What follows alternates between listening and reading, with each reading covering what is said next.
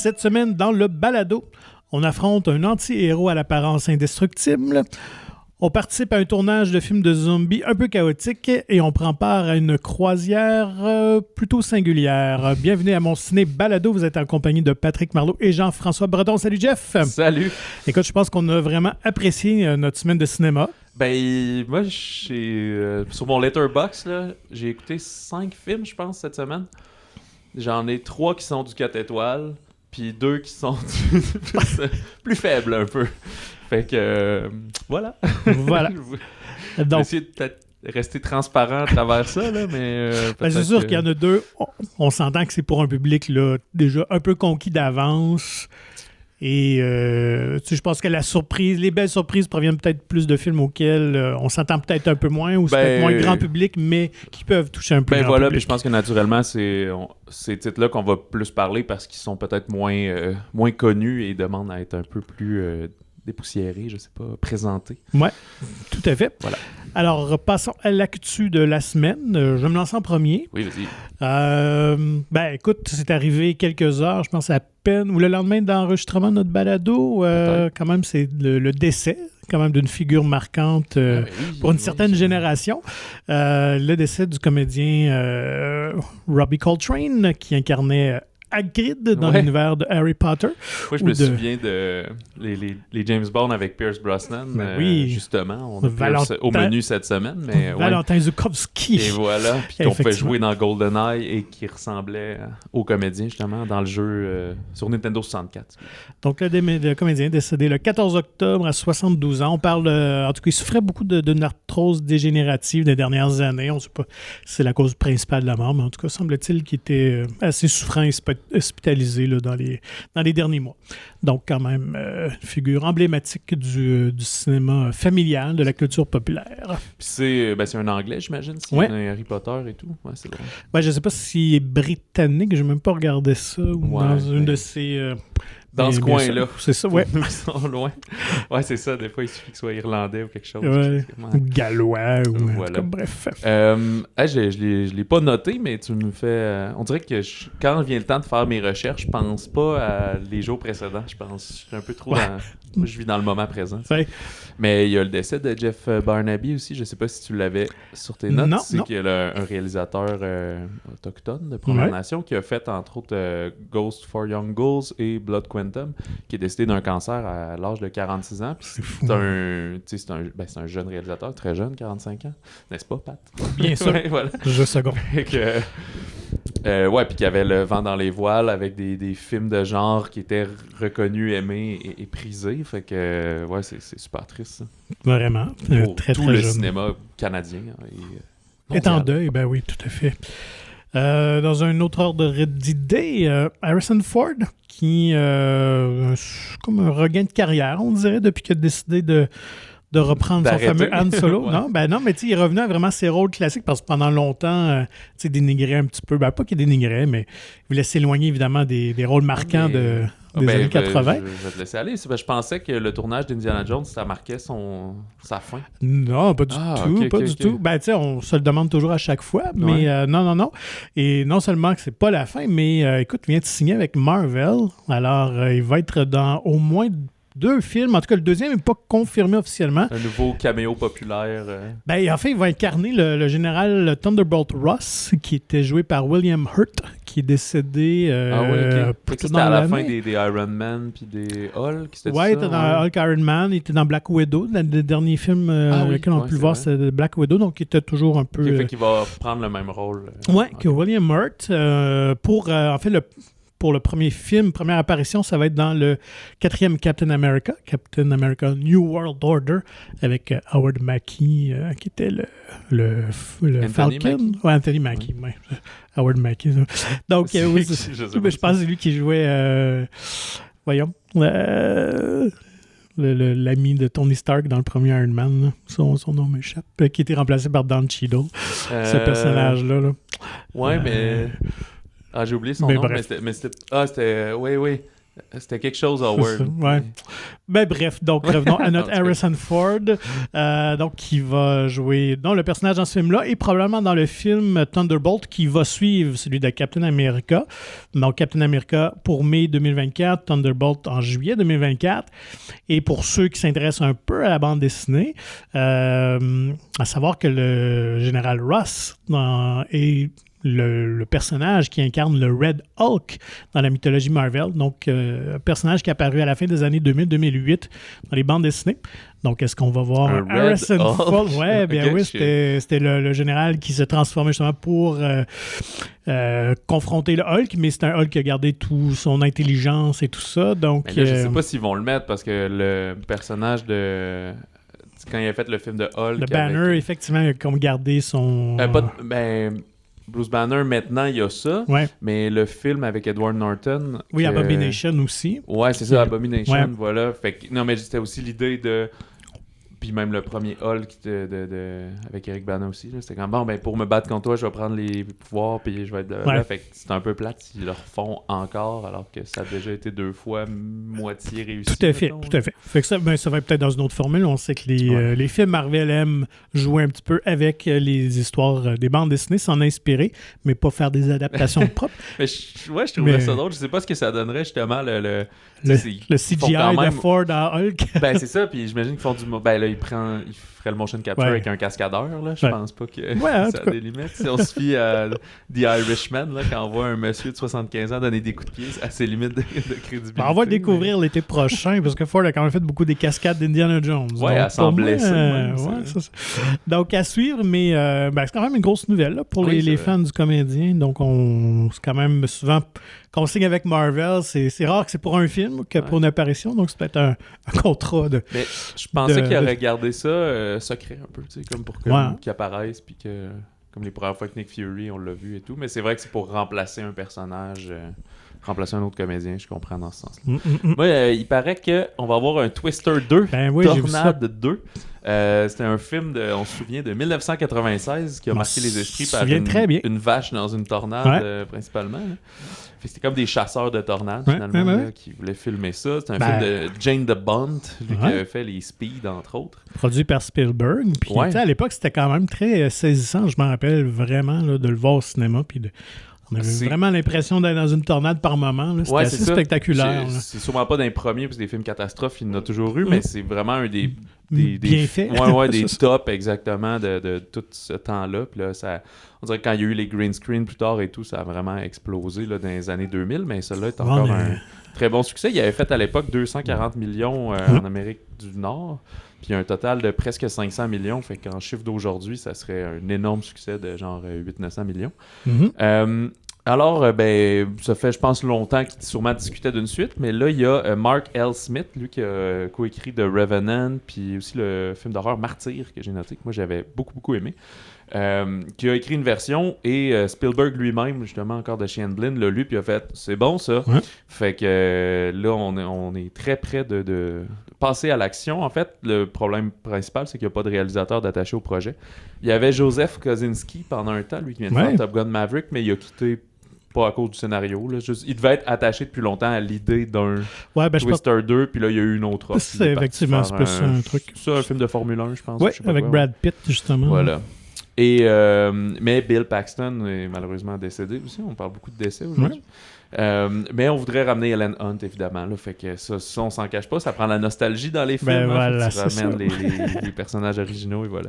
Fait que le tournage irait au printemps si tout va bien. Fait que si le scénario est là, on choisit les acteurs. Il reste à accrocher un réalisateur, un jeune réalisateur à tout ça. Là, sur les sites que j'ai vus, il y avait pas mal de noms en rumeur, mais je les ai pas tous notés parce que ça a le temps de changer 19 fois. Là. Je sais qu'entre autres, il y avait celui qui a fait la nouvelle version de Predator. Enfin, pas une nouvelle version, mais cette nouvelle suite. C'est prequel, ouais. C'est ça. Puis, en fait, l'histoire doit tourner alentour de la fille, justement, des personnages d'Helen Hunt et Bill Paxton. Ah, voilà, OK. Donc, ça serait quand même justifié qu'on revoie Puis, on va pouvoir y mettre un moment hommage à Bill Paxton qui est décédé comme le personnage va être décédé. C'est dans tout. C'est fin, là, mais c'est prévisible. Donc voilà, t'avais-tu d'autres choses dans l'actu? J'ai une brève, en fait. C'est le film Babylone de Damien Chazelle, qu'on attendait le 6 janvier, mais Paramount a comme confirmé qu'il allait sortir partout le 23 décembre, finalement. Fait que c'est juste une bonne nouvelle, parce qu'on va pouvoir le voir dans le temps des fêtes, puis je pense que ça va vraiment cartonner, ça. C'est sûr qu'il y a Avatar qui prend l'affiche, puis qu'on pense que ça va être le gros blockbuster, mais je pense que pour tous ceux qui sont un petit peu plus... artistique et tout, c'est quand même... C'est sûr que ça fait quelques fois qu'on voit des films de gros casting impressionnants, de mettre plein de bons acteurs et tout. Là. On parle surtout de Brad Pitt puis Margot Robbie là-dedans. Amsterdam, c'est peut-être un peu planté avec ça, mais moi, j'ai très confiance en M. Chazelle pour réussir ça. C'est un film qui parle d'Hollywood en plus, que tout le monde aime ça, fait que c'est un gros contender, là, un gros pion pour... course aux Oscars d'interprétation, de films, de scénarios, de mise en scène, etc., etc. Fait que je pense que de pouvoir la voir sur les écrans dans le temps des fêtes, qui est une grosse période où tout le monde sort en famille ou n'a rien à faire le 27 décembre, fait que tu vas au cinéma, etc. Comme on dit en anglais, je pense que c'est du bon counter-programming, donc on va mettre quelque chose d'autre justement qui ne s'intéresse pas à Avatar, qui vont aller voir. Ouais, c'est pas des films qui sont en compétition du tout. C'est ça. Donc, pour les bandes annonces, écoute, il y en a une que j'étais content de voir. J'espère que ça va être à la hauteur. 9e film du Rockyverse. Peux-tu nommer ça le Rockyverse?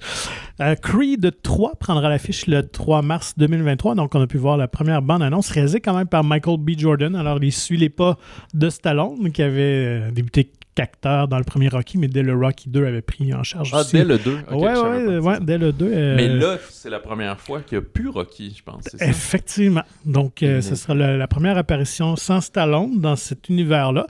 Je pense qu'il est une bonne chose, honnêtement. Je l'avais vraiment adoré dans le premier Creed. Creed 2, ça faisait un peu du réchauffé, là, puis je pense que c'était bien là, qu'on va vers autre chose. Bien que dans l'histoire, tu sais que toi, t'es pas... ouais, moi, c'est ça qu'on disait. J'ai vu un... Ouais, je pense que le premier que j'ai vu, c'était le 4. OK.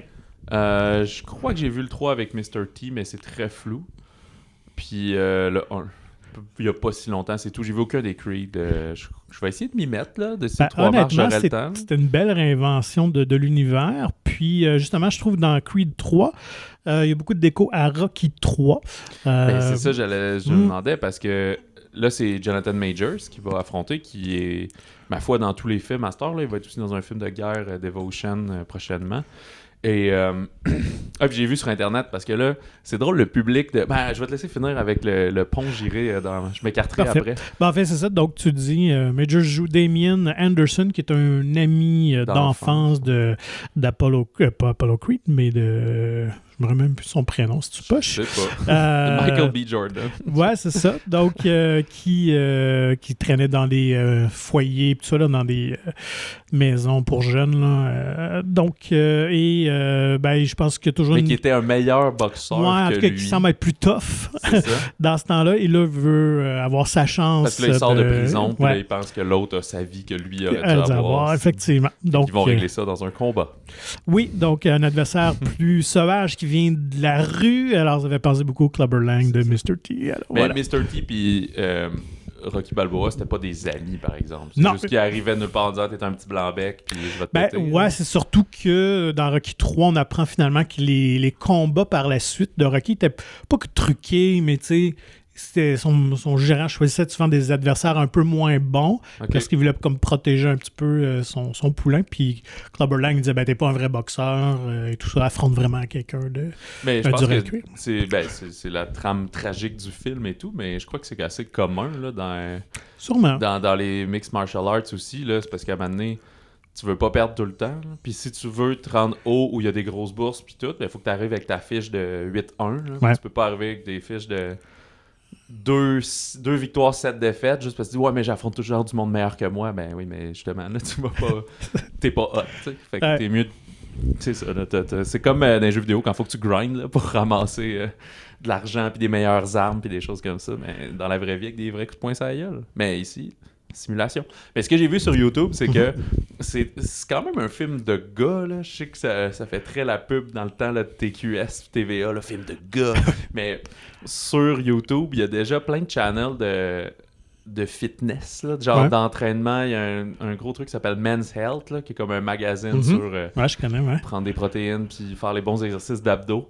Puis là, il y a comme une vidéo sur l'entraînement de Jonathan Majors. Puis là, tu le vois en chest faire en bed-end, faire son entraînement de dos avec son coach. Il est comme, oui, check les latérales ici, puis les obliques. Puis là, il y a des gros ralentis. Puis j'étais là, waouh, c'est très pornographique. Tout ça, c'est très sensuel. C'est du man porn. Ben ouais, en tout cas, pour ceux qui aiment les corps musclés, genre. Puis il est en shape, en tabarouette. Je me souviens de lui à l'époque de Last Black Man in San Francisco, film full indie et tout, que c'est comme deux bohèmes qui se ramassent dans une grande maison, qui n'ont pas d'argent pour payer, là, à peu près, là.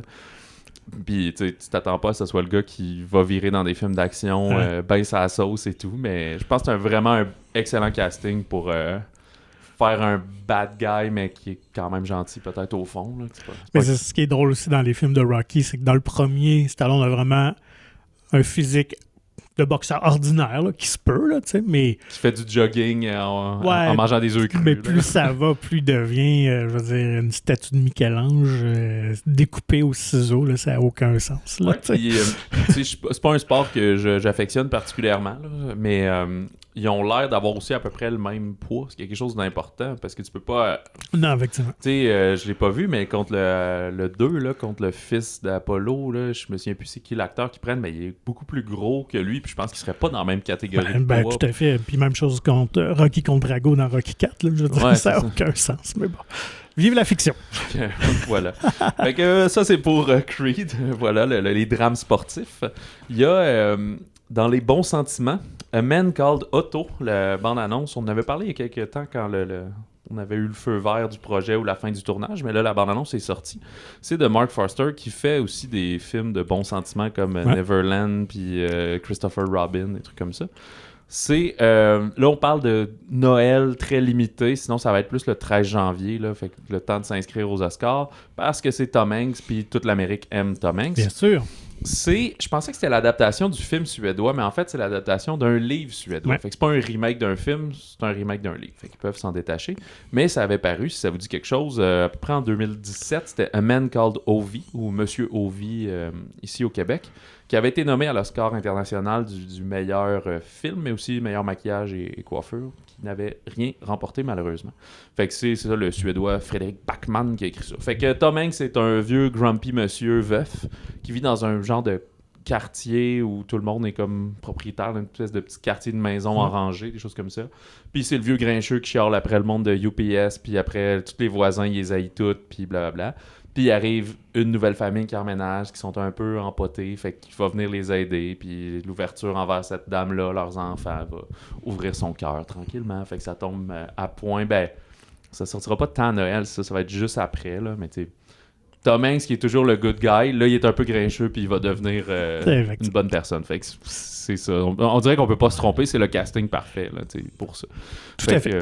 C'est comme un retour, je dirais, peut-être aux sources, un film plus commercial pour lui, parce que quand même, dans les dernières années, tu es allé dans d'autres eaux, un peu Tom Hanks, il faut quand même saluer ça un peu, mais il revient un peu à sa formule classique, je pense, qui fait son succès. Puis au Québec, un peu plus film de genre, je sais que des fois le monde n'aime pas qu'on dise ça, une comédie mais un peu grinçante, Bungalow de Lawrence Coté-Collins, qui avait fait un film, des fois j'ai vu, des fois on l'appelle Laurence, des fois Lawrence, mais c'est vraiment avec un W. Elle avait fait un film en 2016, Écarté, une espèce de faux documentaire un peu indie, mais ça c'est à plus grand déploiement. C'est avec Guillaume Cyr et Sonia Cordeau, entre autres, fait que c'est un couple début trentaine, je dirais, qui s'achète un bungalow, le rêve d'avoir une petite maison, mais il y a énormément de réno à faire, puis ça va chier, mec, genre, comme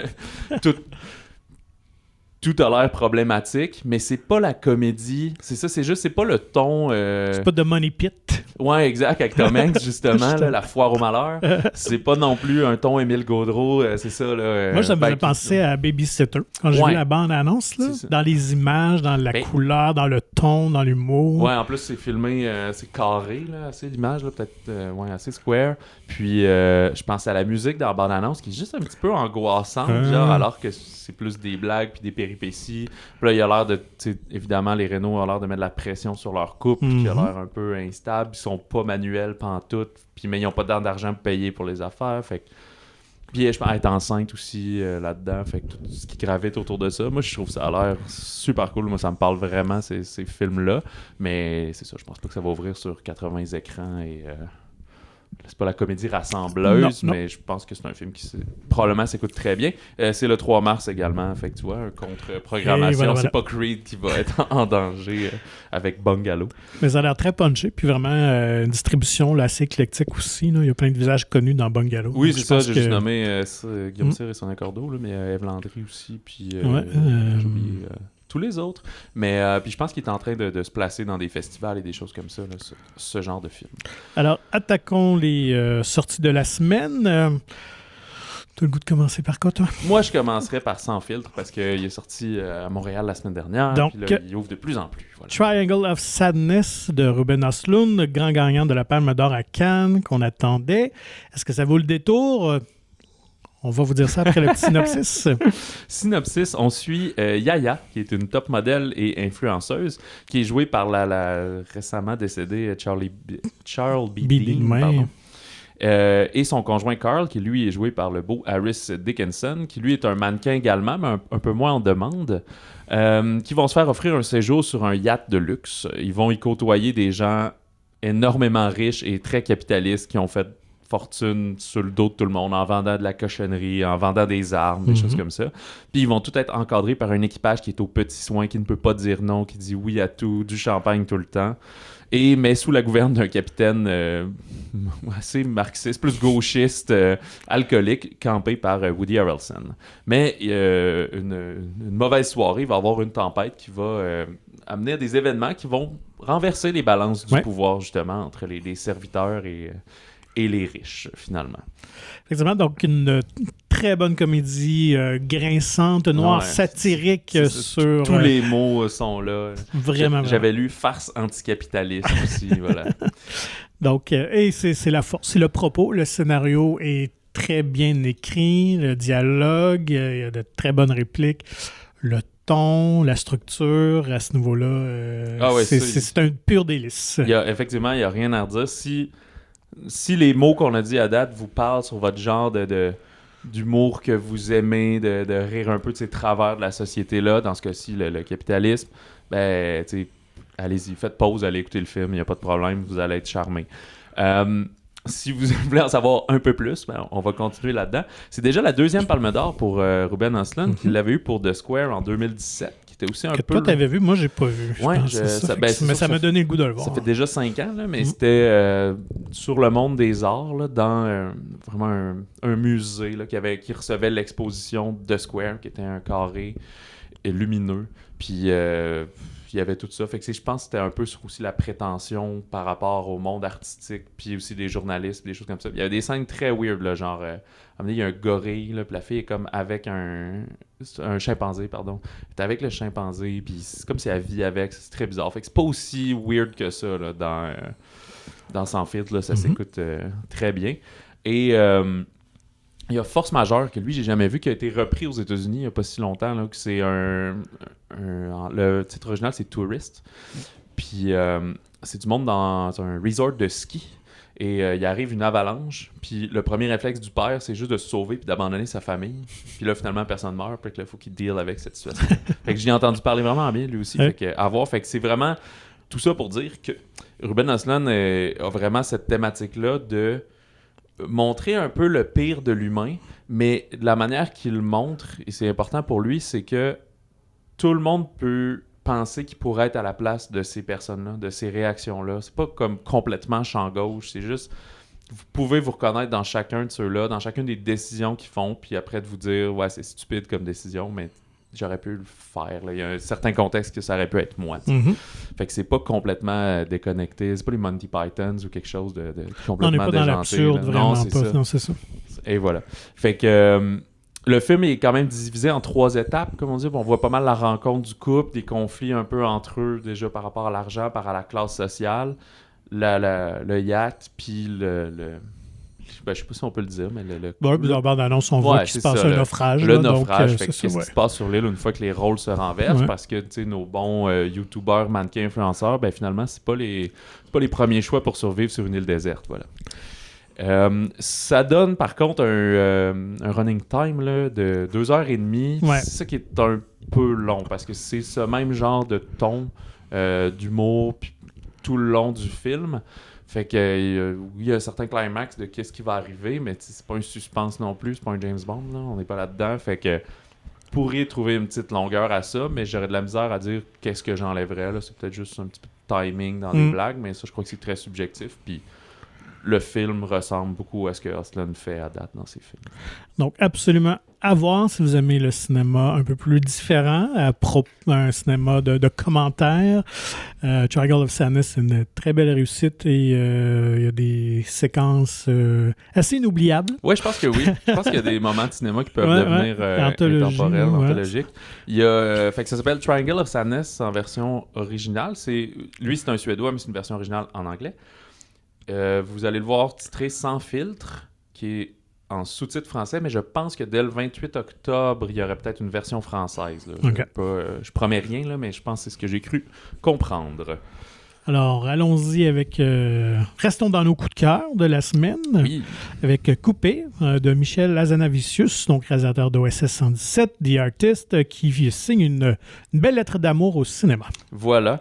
Ça met en scène, entre autres, Romain Duris et Bérénice Bejo. Romain Duris, je ne sais pas s'il avait joué dans d'autres de ses films, mais Bérénice Bejo, qui est maintenant sa femme, a joué dans plusieurs de ses films. Mm-hmm. Également, Grégory Gadebois, Finnegan Oldfield, que vous avez peut-être vu dans d'autres films français. Drôle de synopsis, mais en même temps très facile. C'est un peu dur à décrire parce que c'est très méta. C'est un tournage d'un film de zombies, mais très amateur, et de série Z qu'on appelle. Et pendant le tournage, se met à avoir des vrais zombies. Mais tout ça est en fait un film. Fait que donc, c'est un film qui a déjà 2 couches.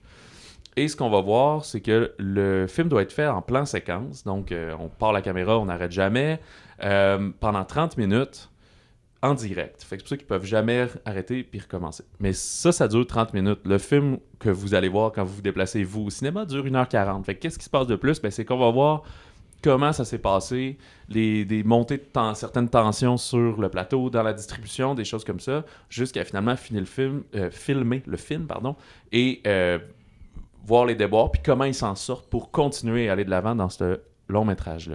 Fait que si vous pensez que c'est une comédie d'horreur, c'est des fois s'il est un peu publicisé comme ça, c'est pas le cas. C'est pas je sais pas c'est quoi les... Zombieland. Ouais, c'est ça, exact. C'est pas ça. Vous êtes pas supposé avoir peur dans ce film-là. La seule chose qui peut vous faire peur, c'est le jeu horrifique de certains comédiens au début quand ils sont en train de jouer des mauvais comédiens un peu, tu sais. C'est sûr que Stagic le sent quand même, mais dans un élément de comédie tout le temps. Là. Oui, on le voit que c'est des mannequins plastiques puis du faux sang. Voilà, exactement. Mais fait que c'est très bizarre. C'est un remake d'un film étudiant japonais qui s'appelle One Cut of the Dead, qui était sorti en 2017. Et Hazanavicius, là-dedans, a vraiment embrassé ça. Fait qu'il prend part au fait que le film japonais a existé. Puis c'est comme si en France, on veut refaire le même concept parce que c'est un channel de télé qui ouvre puis on demande ça. Fait que ça a l'air simple comme ça, mais ce qui est déroutant, c'est que le film commence avec le court-métrage. Fait que là, tu sais... Je sais pas si vous pensez qu'on vous spoil tout, mais en France, la promotion avait été faite comme pas claire, juste vous saurez pas ce que vous allez voir, mais il y avait beaucoup de monde qui sortaient après comme 15-20 minutes en disant c'était atroce ce truc-là. Fait que ici, la promotion au Québec, parce que le film a sorti cet été en France, au Québec, on est allé pour dire non, c'est un film dans un film, là, fait que restez en salle, il y a un très bon payoff. Là, tout à fait, et soyez très observateurs de tout ce qui déroule dans cette première partie, parce que justement le payoff est encore plus satisfaisant à la fin. Moi, j'ai vraiment adoré, un gros coup de cœur. J'ai adoré le jeu survolté de Romain Duris par moment. Il crie, puis sa voix casse un peu, là, genre c'est ça. Puis il avait l'air d'un personnage des Looney Tunes, là, des fois, là, à courir partout. Évidemment, Bérénice Bejo est toujours excellente. Et ce qui est intéressant, parce qu'on va avoir un épisode spécial avec le réalisateur, c'est une affaire de famille aussi. On retrouve sa fille, Bérénice et Michel. Sa fille et sa nièce aussi. Donc, moi, j'aime toujours ça, des petits trucs de même. Quand ça reste un petit truc familial, je trouve ça cute. Mais non, vraiment, une très, très bonne comédie, vraiment efficace. Et bravo à l'équipe japonaise qui avait fait l'original et qui avait pensé à cette idée-là parce que c'est vraiment génial. Et j'avoue d'emblée, c'est quelque chose que j'aurais aimé penser puis avoir fait parce que ça me rejoint vraiment, vraiment. Puis on voit que les comédiens, tu as parlé du jeu survolté de Romain Duris, sont vraiment enthousiastes à tout ça. Puis en discussion avec Michel Hazanavicius, d'ailleurs l'épisode va sortir prochainement, on était très excités de le rencontrer. On ne s'attendait pas à ça quand ça nous a été proposé. Je ne pensais pas qu'il viendrait à Québec pour la promotion. Mais au Québec, ni à Québec, mais voilà. Et ce qui comptait, c'est que c'est un des premiers tournages qu'ils ont fait à la sortie de la pandémie. Fait que c'est pour ça que tous les comédiens, il a réussi à les avoir, puis qu'ils voulaient jouer, puis ils étaient super contents de pouvoir refaire des films. Fait que lui, il était en tournage d'un film d'animation. C'est comme tombé sur pause. Il s'est fait présenter ça. Il a écrit ça ressemblait à un scénario qu'il travaillait déjà. Puis il a comme intégré les deux. Puis, bref, ils sont allés tourner ça assez rapidement. Mais tu sais, faut le faire parce que même si le tournage qu'ils font a l'air un peu croche, eux, ils l'ont fait pour vrai, là. Fait qu'ils l'ont fait, le plan séquence, puis plusieurs fois, puis tout. Fait que c'est vraiment du méthode acting. Puis le film a beaucoup de couches méta comme ça. C'est quand même la mode ces temps-ci, mais c'est pas la même manière un peu... clin d'œil winky qu'on voit dans des films comme je sais pas, X ou des choses comme ça, ou les Scream, les derniers Scream, des affaires comme ça. C'est beaucoup plus subtil ici. Puis tu l'as ajouté, la couche de plus, c'est que dans le fond, dans ce film-là, finalement, Bérénice Bejo joue la femme de Romain Duris. Donc, sa femme joue dans son propre film, mais lui, sa femme joue dans son film parce que c'est sa femme à lui. Puis sa fille joue, puis la fille du personnage de Duris joue. Fait que t'as une couche réelle, finalement, de plus. Fait que c'est ça qui est assez capotant. Je pense que ça fait partie des films que plus t'en apprends dessus, mieux c'est. Puis moi, j'avais pas vu l'original et je l'ai écouté après avoir vu cette version-là. Et je sais qu'il est quand même iconique, One Cut of the Dead. J'ai aimé ça, mais moi, j'ai préféré couper. Okay. Il a ajouté des petits trucs, je l'ai trouvé plus drôle. Puis, mais c'est très intéressant de voir les deux, justement, parce que je voulais voir comment, vu qu'il y avait des référence au fait que le film japonais existait. Je me demandais comment le japonais se présentait.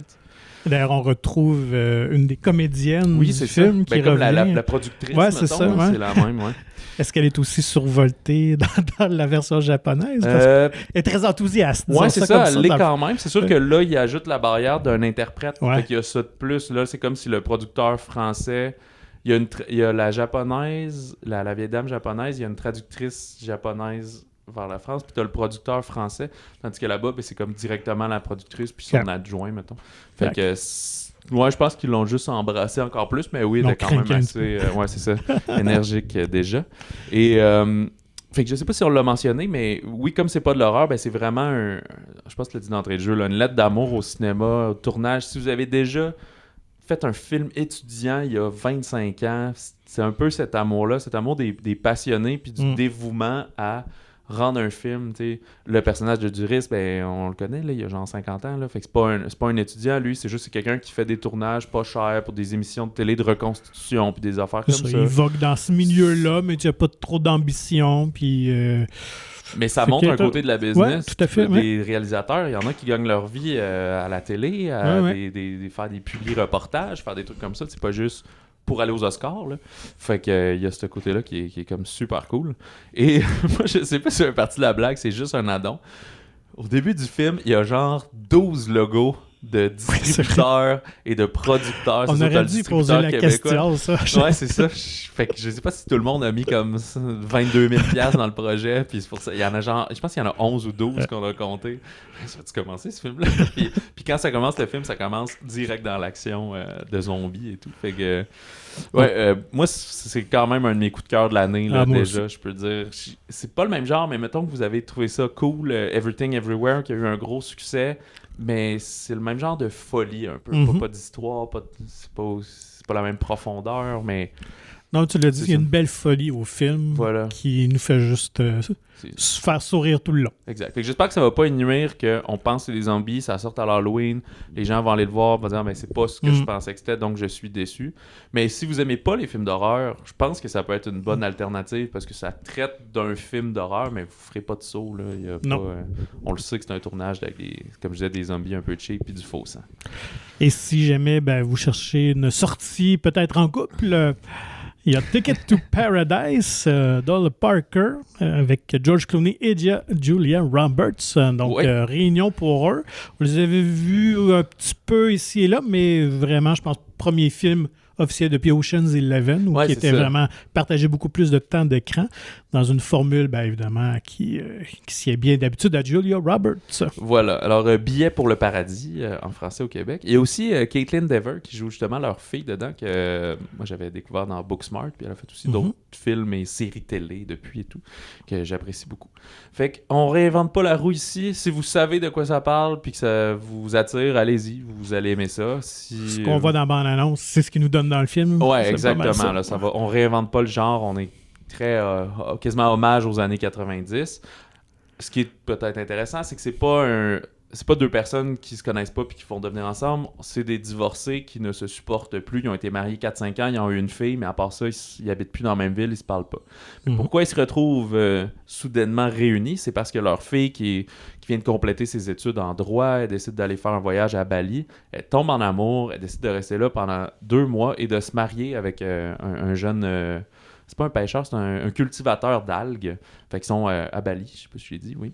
Et fait que là, elle les fait venir, elle dit, ben je vais me marier. Puis eux disent, nous, là, c'est ça l'erreur qu'on a faite. On s'est mariés trop jeunes, sur un coup de tête. Nos parents voulaient pas, puis ils avaient donc bien raison.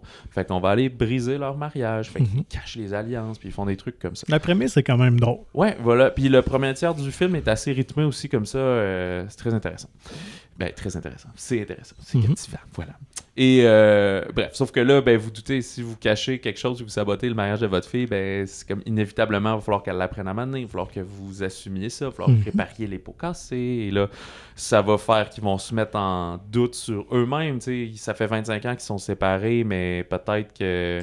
Encore une petite peut-être que feu qui c'est demande, ça, ou que les problèmes il y a 25 ans, on peut peut-être enterrer l'âge de guerre. Fait que, mais c'est beaucoup de répliques cyniques d'un à l'autre qu'on se reproche les choses de cette époque-là. Parce que le souvenir qu'ils ont l'un de l'autre, c'est quand ça allait pas bien puis qu'ils ont divorcé finalement.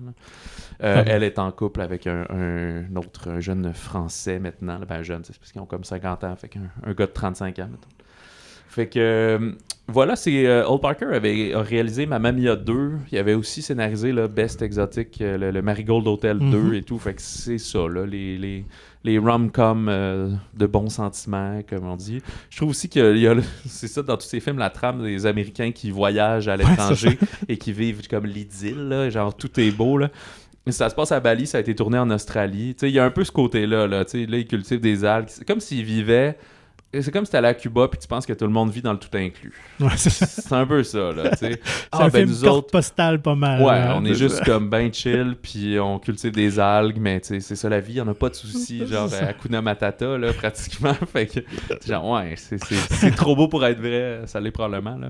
Bon, voilà. Mais c'est ça. Fait que ça a un peu, des fois, un look de un TV movie, mais qu'on a dit, on va mettre des plus beaux décors puis on va mettre des acteurs que tout le monde aime, puis ça devient un film qui sort au cinéma, puis qu'on fait « Hey, je les aime, eux autres, ça fait longtemps qu'on les a vus ensemble, fait qu'allons-y. » Fait que tout ça pour dire, je veux pas parler en mal du film, c'est juste que ça m'a pas sorti de mes souliers, ça m'a pas désemparé, c'était exactement ce que je pensais. C'est peut-être pas le public cible non plus. Non, c'est ça. Fait que c'est correct. On n'a pas besoin d'en parler si longtemps que ça. Sachez que ça existe, si c'est votre genre de film, ben allez-y, c'est sympathique, et voilà. Il y a pas, on avait eu au printemps celui avec Sandra Bullock puis Channing Tatum, il était comme plus drôle, plus comédie-action avec un peu de romance. Là, ici, il n'y a pas le côté action, c'est juste le romantique comédie familiale un peu, là, voilà. Alors voilà, Ticket to Paradise avec George Clooney et Julia Roberts. Changeons de registre complètement. Allons dans le style super-héros. On l'attendait depuis un certain temps déjà. Enfin, même depuis très longtemps, parce que ça fait plusieurs années que The Rock devait incarner Black Adam. Alors là, voici finalement au grand écran un film de Jaume Collet-Serra. 11e film de l'univers cinématographique DC. De quoi parle Black Adam? Mais juste avant, je me souvenais pas que à l'époque de Rock, il avait fait un genre de sondage auprès de ses fans. Là. Lui, il est super populaire partout. Là. Je pense que c'était un des acteurs les mieux payés là, depuis dans les dernières années. C'était le plus payé. Il a fait un sondage. Est-ce que je devrais jouer Shazam ou Black Adam? Puis c'est comme Black Adam qui avait gagné. Fait que j'imagine que Warner il avait offert un ou l'autre ou quelque chose comme ça. Puis, ouais, ben en fait, il y avait carte blanche. Si on y va tout de suite dans les fun facts. Donc, en fait, c'est en 2006 qu'il a été approché pour effectivement incarner Shazam. Puis c'est ça, suite à ses commentaires reçus et tout ça, il a dit moi j'ai le goût de jouer Black Adam, finalement je vais faire le méchant. Et à l'origine, il devait être le méchant dans le film de Shazam qu'on a eu il y a quelques années. Mais les gens de Warner ont comme eu peur un peu de dire là on a The Rock, puis il joue le méchant, puis il est comme pas le rôle principal, il n'est pas la tête d'affiche. Fait que finalement, ils ont comme d'un accord commun. Puis je pense que ça faisait l'affaire de Rock aussi de faire vraiment juste un film sur Black Adam pour éventuellement les réunir les deux. On verra bien si c'est ça qui va se dérouler ou si les plans ont changé en cours de route parce que le film nous amène peut-être dans une autre direction. Mais ceci dit... Fait que, tu vois, ça nous amène à... C'est ce film de anti-héros comme Sony essaie de faire. Parce que ça, c'est une question d'ayant droit puis avec quoi ils sont pognés. Là. Mais fait on a au générique Dwayne The Rock Johnson. Je pense qu'il n'aime plus ça qu'on dise The Rock. Ouais. Dwayne Johnson, Pierce Brosnan... C'est les plus connus. Aldous Hodge dans quelques films aussi, peut-être. Là, mais c'est le genre qu'on reconnaît sa face, mais pas son nom nécessairement. Sans offense non plus à lui. Le personnage de Black Adam a été emprisonné après avoir libéré le peuple dans l'antique pays de Kandak. Puis grâce à des super pouvoirs, c'est ça, il avait comme libéré le peuple là, de l'oppression. Mais il a été comme enfermé, on ne sait pas pourquoi. Il s'appelle plus Tête Adam. Là. Black Adam, c'est son nom de super-héros, si on veut. 5000 ans plus tard, donc dans le monde contemporain, toujours à Kandak, on le libère. Et on ne sait pas trop si c'est un gentil ou un méchant. Parce que il ose tuer les gens. Lui, il est enragé, il est fâché contre tout. On va essayer de le découvrir dans le film. Mais son chemin, justement, va croiser celui des membres de la Société de justice d'Amérique. C'est comme une sous-Justice League pour vous repérer un peu. C'est ça. Ouais. Donc, vous avez la Ligue des Justiciers qui contient les super-héros Batman, Superman, Wonder Woman. Eux, c'est comme l'équipe B. Comme la LNH puis la Ligue américaine. Voilà, effectivement. Fait que, bref, fait que cette bande de super-héros-là, là, ils veulent comme neutraliser Tête Adam, Black Adam, parce qu'ils se disent, là, lui, il tue tout le monde, puis il est comme berserk, là, comme out of control, on sait pas s'il est bon ou s'il est méchant. Fait que c'est la rencontre entre tous ces gens-là. Et il y a encore des problèmes à Kandak, puis il y a une fameuse couronne, parce que pour chaque pouvoir de bien, il y a un pouvoir de mal. Fait que là, il y a des gens qui veulent s'emparer de cette couronne-là. Donc, est-ce que Black Adam va nous aider ou va juste nuire? Qu'est-ce qu'il veut faire au travers de tout ça? C'était un peu confus, mais c'est ça quand même l'histoire. Ouais. Il y a plusieurs trames narratives un peu. On doit le dire que c'est quand même un ton beaucoup plus sombre, même si ça se déroule dans l'univers de Shazam. Ouais. Shazam était vraiment beaucoup plus une comédie familiale. Ouais, vraiment. Là, on est quand même dans un film un peu plus sombre, là, un peu plus violent. Donc, pour les plus petits, peut-être moins suggéré. Là. Soyez avertis comme cinéphiles. Je pense qu'il est quand même général déconseillé aux jeunes enfants. Là. C'est pas 13+, parce que même s'il tue les gens, c'est plus qu'on... On se doute que quand tu laisses tomber dans le vide à 1000 mètres d'altitude, ils vont pas survivre, mais on voit pas de sang. C'est pas graphique, là. Non. Mais il y a quand même des images un peu plus intenses. Là, donc, il y a en grille à l'électricité quelques-uns. Oui, c'est ça. Ouais. Puis, donc, voilà. Fait que, écoute, ce qui m'a un peu surpris, c'est qu'on semble revenir un peu à l'esthétisme de Zack Snyder, qui nous avait donné les Man of Steel et justement les Justiciers et tout ça. Même les 300. Là, 300, même avant le DC, là, c'était... Le début, d'ailleurs, avait beaucoup pensé à 300, là, tant dans la qualité de l'image, dans la mise en scène. La direction photo, là, tout le mise en scène. Et le décor virtuel, un peu... Bon... peut-être un peu moins. Je sais pas si du côté de DC, on a dit fais comme Zack Snyder. Ouais, c'est ça. Fait qu'esthétiquement. Fais comme tu le sens, mais comme lui. Fait qu'esthétiquement, ça détonne un peu. J'ai l'impression que DC voulait aller ailleurs. Donc, on revient un peu à ça. Que ça réinvente pas la roue. Tu me parlais tout à l'heure pour Tickets to Paradise. Donc, pour les amateurs vraiment mordus de super-héros, vous allez être comblés. Est-ce que c'est quelque chose qui est un jalon dans ce créneau-là? Pas du tout, on se dira. Même si des fois la bande-annonce et le marketing semblent vouloir dire on vous présente quelque chose de nouveau, tout ça, c'est quand même assez convenu là, en termes d'histoire. Moi, ce que j'apprécie, c'est qu'on est dans un nouvel environnement. C'est le fun d'être au Moyen-Orient aussi. On n'est pas aux États-Unis, on n'est pas à New York. Donc, ça, c'est quand même assez intéressant. Une bonne petite twist dans le scénario aussi, que j'avais pas prévu, mais on se cachera pas. Je pense que on va être plus satisfait avec Black Panther qui s'en vient dans quelques semaines que Black Adam. Là, Puis, J'aimais bien justement quand même le personnage de Pierce Brosnan du Dr. Fate, mais c'est quand même un genre de copie de Doctor Strange. Là. C'est les effets que lui fait avec des genres de jeux de miroir. Ouais, l'illusion, puis la réalité. Je trouve ça cool visuellement, mais ça ressemble. Au lieu d'envoyer dans un trou de... Je me souviens plus où Strange envoie le monde, là. Ben lui, c'est plus des jeux de miroir que t'es coincé au travers et tout. Fait que ça, je trouvais ça sympathique.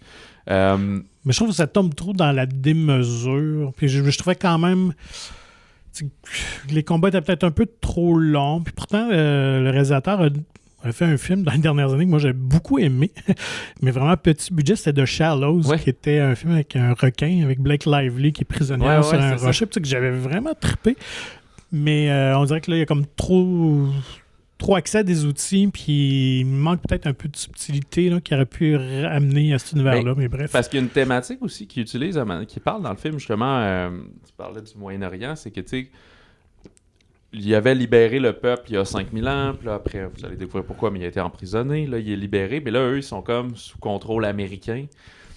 Puis la Ligue des justiciers d'Amérique, à ce point-là, en disant « Hey, là, il faut contrôler Black Adam, ça n'a pas rapport. » Puis là, ils disent « Ouais, mais là, de quoi vous parlez pour nous protéger? Ça fait genre 30 ans qu'on est sous oppression, puis vous faites rien, puis là, soudainement, vous arrivez. » Fait que tout ce côté-là de liberté, tu sais, non pas de trouver le nouveau roi qui va nous gouverner, mais plutôt on peut être libre, puis faire nos affaires, puis c'est tout. Fait que c'est très bien, mais c'est pas exploité à fond. Assez à fond, exactement. C'est un peu en surface. Dans les fun facts, Jordan Peele s'était fait offrir de réaliser ça en 2017. Mais il y avait juste, je pense que c'était après Get Out, puis il a juste refusé parce qu'il a dit non, j'aime vraiment pas les films de super-héros, fait que tant qu'à le faire, puis empêcher quelqu'un qui aimerait ça le faire, je trouverais ça niaiseux. Fait qu'il a dit non, laissez faire, ça m'intéresse pas de faire des super-hero movies. Dans le fond, c'était pas contre Black Adam particulièrement. Et d'ailleurs, on a failli de voir Black Adam aussi dans la suite de Suicide Squad. Donc, il y avait une mouture de scénario où, justement, on l'introduisait. Il était le méchant que l'équipe devait affronter. Mais finalement, cette version-là du scénario a été écartée pour celle de James Gunn, finalement, lorsqu'il est venu à bord du projet. Comme ça arrive souvent, évidemment. Puis, ben oui, voilà pour Black Adam. Ouais. Cela dit, j'ai hâte de voir qu'est-ce qu'il va faire au box-office. Je suis très curieux parce que depuis, on parlait de Jordan Peele, depuis la sortie de Nope cet été, c'était le 22 juillet, je pense. Puis il n'y a pas eu de week-end à 100 millions de dollars là, en Amérique du Nord. Fait que c'est le genre de film qui pourrait permettre ça. S'il fait... en fait, il suffit qu'il fasse un... Parce que dernièrement, les films d'horreur, les Halloween, puis Smile ont fait 40. Ouais. C'est ça. Mais il faut que tu ailles plusieurs... Je pense pas que Black Adam va faire 150 millions en fin de semaine. Mais s'il en fait, mettons, 65, 60, puis que là, Halloween en fait encore 20, puis que Smile en fait encore 15, ben là, on va être capable d'avoir un gros week-end. Puis ça veut juste dire qu'il y a plus de monde qui vont au cinéma et que la vie continue. Et évidemment, on vous dit de rester post-générique. Pas le générique de fin, mais le petit générique souvent de conclusion. Avant le générique défilant. Oui, parce qu'il y a quand même une belle petite surprise qui vous attend. Et j'ai l'impression que Warner doivent retenir leur souffle la fin de semaine pour voir justement quel sera le succès financier du film qui va dicter peut-être un peu la suite de leur orientation. Parce qu'on l'a vu avec Marvel aussi, les scènes cachées comme ça. Il y a certains moments où ça arrive que c'est clair, c'est ce qui s'en vient. Puis il y en a d'autres que c'est juste des ouvertures. Comment les gens réagissent à ça? Est-ce qu'on peut aller dans cette avenue-là? Voilà. Alors, allons à l'étranger encore pour un autre des coups de cœur, je pense. Oui, j'ai bien aimé. Je pense quand même que si on fait confession, mon coup de cœur de la fin de semaine, c'est Coupé. C'est vraiment lui que j'ai préféré. J'aime beaucoup quand même Ruben Östlund, mais j'ai vraiment eu du plaisir beaucoup à écouter Coupé. Ça faisait longtemps pour moi que j'avais ri comme ça au cinéma. C'est ça. Exact. C'était pas il y avait pas moins le côté peut-être intellectuel, mais c'était pas débile non plus. C'était juste le juste milieu et tout. Mais d'un côté un peu plus intellectuel peut-être, Décision de partir, Decision to Leave aux États-Unis ou à l'international, mais c'est un film coréen de Park Chan-wook. C'est un drame policier, même quasiment, j'ai vu à des endroits, ils disaient un polar sentimental. Fait que c'est... je dirais pas que c'est néo-noir, c'est pas tout à fait ça, surtout que Chan-wook a une manière quand même bien à lui de mettre en scène. C'est lui qui a fait Old Boy, plus récemment Mademoiselle, là, Handmaiden, Thirst. Puis il a fait un film aux États-Unis, Stoker, qui était aussi quand même assez weird avec Nicole Kidman, entre autres. Et bref, ici avec Décision de partir, on est à Busan, en Corée. C'est pas un film de zombies, c'est pas le non, c'est pas Train to Busan. Non, c'est ça. June, qui est un détective chevronné, émérite, qui enquête sur la mort suspecte d'un homme qui a chuté du sommet d'une montagne, genre d'accident d'alpinisme. Sauf que là, il va commencer à soupçonner Sore, qui est la femme du défunt, qui va être en fait pas mal leur seul suspect. Mais il va être également déstabilisé par son attirance pour elle, alors que lui est marié depuis une quinzaine d'années avec la même femme. Fait que c'est pas le vieux policier bourru alcoolique, là. C'est pas ce genre de truc. Fait que t'essaies de résoudre ton enquête. Il y avait d'autres enquêtes en parallèle, puis il y a cette attirance vers cette femme-là. Bref, ça a été nommé pour la Palme d'Or. Ça ne l'a pas remporté, puisque c'est Sans fil qui l'a eu. Mais ça a remporté le prix de la meilleure réalisation, et c'est quand même tout à fait justifié. C'est vraiment... Comment décrire, tu sais, comme il y a une intégration de la réalisation au service du scénario, ce qui me rappelle un peu le Michel Gondry, peut-être du Eternal Sunshine, ce genre de truc-là. C'est sûr que là, il fuyait dans les rêves et des choses comme ça, mais cette créativité que des fois, il va espionner la personne avec ses jumelles, puis fait qu'il va se retrouver comme dans la même pièce qu'elle. Parce que c'est comme pour sa mise en scène, c'est comme pas c'est plus simple, mais c'est une certaine créativité, fait que ça donne un rythme intéressant au film. Parce qu'en tant que tel, c'est peut-être le défaut, c'est que je trouve qu'il manque un peu de tension. Il y a un côté Hitchcock à tout ça, mais il y a une twist aussi très intéressante pour la fin, le payoff qu'on appelle, mais il n'y a pas cette tension de, tu sais, il va-tu mourir, ou des affaires comme je pense à Vertigo là, à la fin quand il faut qu'il monte en haut, des choses comme ça en haut de la tour, mais tu sais, c'est peut-être la petite affaire qui manque, ce côté-là. Okay. Mais visuellement, c'est super beau. Je trouve ça intelligent comme écriture. C'est ça manque juste un petit peu de sauce piquante, là, peut-être. J'ai bien aimé l'orchestration aussi. Au début, il n'y avait vraiment pas de violon, fait que je pensais que ça allait être comme complètement différent, mais il se met à en avoir, mais il y a des sections où c'est plus comme des vannes, genre des hautbois avec des percussions, là. Puis c'est pas comme, tu sais, du John Williams ou comme OK, tout le monde joue en même temps, go, faire. C'est pas de la grosse orchestration. Non, c'est ça, c'est plus en subtilité, mais tu vois qu'il y avait accès à quelque chose. J'ai pas noté c'est qui les a fait, parce que sans offense, c'est des Coréens que souvent je connais pas. Voilà. Mais les personnages sont très bien interprétés, je trouve, par le casting. J'ai eu des fois un peu, là, je sais pas, ça va faire de moi... je sais pas si je devrais dire ça, mais des fois, j'avais de la misère à suivre parce que je mélange les noms. Puis là, des fois, je mélangeais les visages dans un flashback. Puis là, je savais plus si c'était sa femme ou la suspecte ou les... Mais je pense que j'ai compris quand même. Peut-être juste l'air imbécile d'avoir dit ça, mais... Ou si ça vous arrive, vous allez dire « Ah, ben ok, je suis pas le seul. » C'est ça. Fait que décision de partir, ouais, c'est ça. Je pense que un peu avec Coupé, c'est un genre complètement différent, mais une espèce des côtés, pour saluer les côtés techniques peut-être du cinéma, là. C'est très cool film pour ça. Ça, c'est ça pour les sorties majeures, ça en est beaucoup. Puis en fait, dans les autres sorties, c'est des sorties qui sont peut-être disponibles dans d'autres marchés, genre Montréal. On en parle souvent à chaque semaine. On est là-dedans. Ça sortie sort plateforme. Ouais, c'est ça.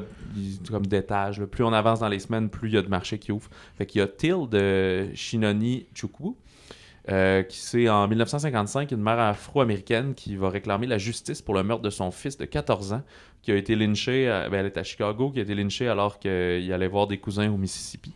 Fait que c'est inspiré d'un fait vécu, on dit que c'est un drame humain très puissant, fait que je sais pas quand est-ce que nous on va y avoir accès ici à Québec, mais on va le couvrir dans les prochaines semaines quand on aura la chance de le voir.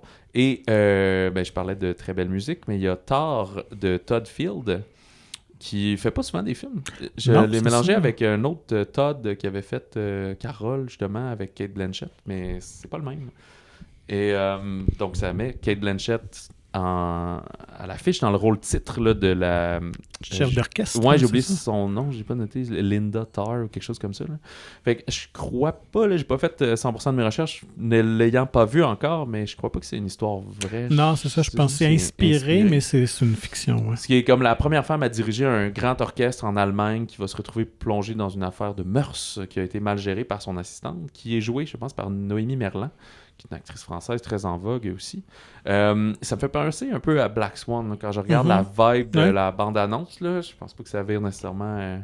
psychotique, mais tu sais, est en train d'écrire des nouvelles pièces, puis je sais pas, des choses weird qui arrivent dans sa vie et tout. Les critiques à l'international sont très bonnes. Bon, on s'en reparlera, là, mais je pense... Je sais plus si c'était à TIFF que ça a joué justement récemment ou quelque chose comme ça. Puis elle, je pense qu'elle a gagné le prix d'interprète à Venise, si ma mémoire est bonne. Donc, gros buzz dans l'entour de ça. Kate Blanchett, là, si elle se présente aux Oscars, elle a comme 73% de chance de gagner. Il faut que les autres soient vraiment solides. Ah oui, puis on a sauté vite, ça me fait penser à ça, j'ai oublié, mais Coupé avait été présenté en première à Cannes. Il n'était pas en compétition, hors compétition, mais c'était le film d'ouverture. Film d'ouverture de Cannes. Puis dans notre épisode spécial qu'on va diffuser dans les prochains jours, Michel Hazanavicius en parle de... Je sais plus si c'était hors micro ou c'était... Je pense que c'est dans l'enregistrement, là, je ne l'ai pas réécouté, qui parle de la première à Cannes puis qui voyait les gens devant lui, comment ils réagissaient au film et tout. Là. Ouais, c'est super cool ça. Voilà. Fait que la semaine prochaine, moi, les films que j'attends le plus, c'est Tar et Till. Ça va être un drôle d'automne, hein? Tar, Till, ça se mélange. C'est pas du tout les mêmes histoires, mais les titres se mélangent. Mais il y a aussi un She Said, donc Elle a dit sur l'affaire Weinstein. Mais il y a aussi Woman Talking, que je me demande, c'est pas elle. Non, c'est pas Elle a dit, mais c'est. Pas conversation de femme, je sais pas. Mais tu sais, trop de titres pareils qui sortent en même temps. Là. Fait que. Vous serez. Sachez exactement ce que vous allez voir avant de vous présenter à la billetterie pour pas vous retrouver dans le mauvais film. Toi, y a-tu autre chose que t'attends avec été enthousiaste? Je sais qu'il y a les 12 travaux d'Imelda qui sort la semaine prochaine. Puis il y en a un autre qui m'échappe. Il y a Call Jane. Nous sommes Jane. On est beaucoup dans le drame social et tout ça. Donc, moi, je pense que c'est tard, honnêtement. Ne serait-ce que par le milieu. C'est un milieu qui m'intéresse, qui me fascine aussi. Le monde de la musique classique et tout ça. Donc, j'ai bien hâte de voir visuellement comment il va mettre tout ça en scène. Mais, Voilà, c'est ça. Puis c'est un gars, Todd Field, qui a fait 3 films en 21 ans. C'est ça que j'ai lu. Fait que je sais pas qu'est-ce qu'il fait d'autre pour gagner sa vie. Je regardais, il n'y avait pas tant de crédits d'acteur, pas de producteur tant que ça. Fait que je sais pas. On va essayer de découvrir ça. On va l'appeler pour lui demander. D'ici là, contactez-nous balado@monciné.ca et nous vous invitons, comme d'habitude, à vous procurer gratuitement le magazine Mon Ciné qui est disponible en version numérique ou physique dans votre cinéma favori de la province. S'il ne l'est pas, demandez-leur de l'intégrer. Et d'ailleurs, le nouveau est sous presse, parti sous presse cette semaine, fait que normalement c'est assez rapide, devrait arriver au courant de la dernière semaine d'octobre, peut-être dans les cinémas. Visitez le monciné.ca pour plus d'informations. Sur ce, on vous souhaite une bonne semaine de cinéma, du bon popcorn, et si jamais vous faites une croisière, apportez-vous donc un petit sac de pretzel dans vos valises. Ça peut être utile.